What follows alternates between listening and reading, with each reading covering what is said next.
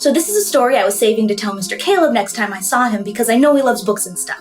But I think you all might like it too. All the elves in Uthador know this one, so okay, here we go. There was once a beautiful elven princess named Elanathriel that lived in Arvandor in Faerun, and she, on a rare outing away from her kingdom, fell for a human sailor named William Tanner. The seafaring man was struck by her beauty the moment he saw her and offered her a beautiful conch shell in exchange for just a moment of her time. After spending all afternoon with her newfound love, she returned to her father, King Malandor, excited to share her happiness with him. "I met someone, father," she exclaimed. "Alhonda Brath Ultath Shantar and Tathlalala Ohala Brath." The king raised an eyebrow in her at disgust as she expressed such a deep connection with this man she just met, in their native tongue no less. "You think I would allow such a courtship?" he questioned angrily. And now you see, it wasn't because the man was a human and she an elf. No. The king wouldn't dare allow his daughter, an Etriel, to be betrothed to a lowly Theranos. She was worthy of nobility, and nobility alone. So heartbroken, she ran from the castle, mounted her horse, and rode for the beach again. William was not expecting to see his love so soon and rushed to her in concern. When she told him what happened, he immediately rode Elanathriel back to the kingdom, not wanting to be the cause of the king's contempt.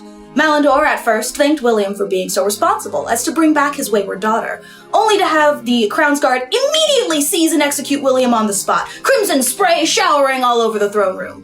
"Do not dare defy me again, Asum. You will learn your place." The king turned from his sobbing daughter as he left the servants to mop up the horrid remains. So now the endings to this story differ. Some say Elanathriel threw herself to the ocean to always be with William's wandering soul, and some say she forgot her dear sailor entirely and went on to marry an elven prince, doing what her father bid. But my favorite ending is the one where she ends up ruling the kingdom after her father fell mysteriously to some poisoned tea when he least expected it. Oh, hey guys, it's me, Rini. I wanted to tell this story to Caleb, but he was busy reading all of his stupid books, so I'm going to tell you guys instead.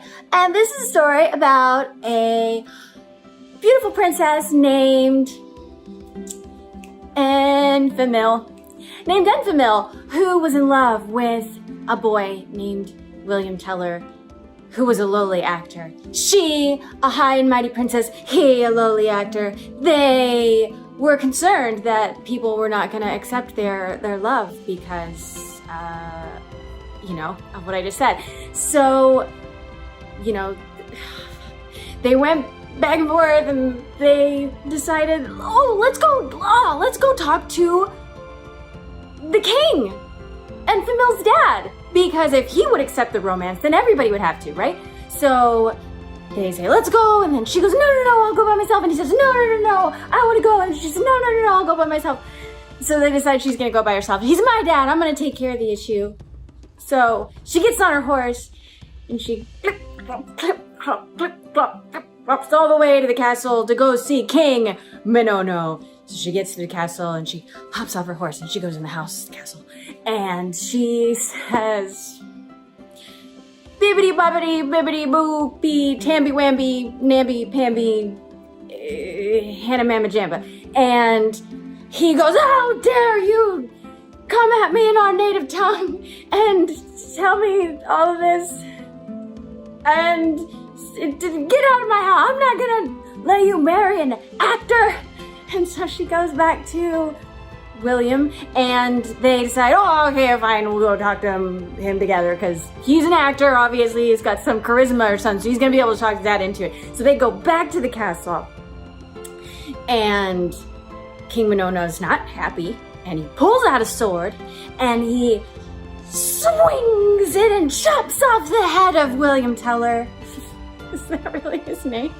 William Teller, and his head goes rolling across the floor, and oh god, Enfamil is watching the head roll around, and she's so upset, and I don't know what happens from here. She runs out, and some people say that she became a centaur. Some people say she became a mermaid. Some people say that she just stayed a princess? I don't know. That she was a mermaid and she drowned her tears in the sea. I personally believe that she is half centaur, half princess, and just super sad, and she likes to go swimming. Was there a moral? That's the end.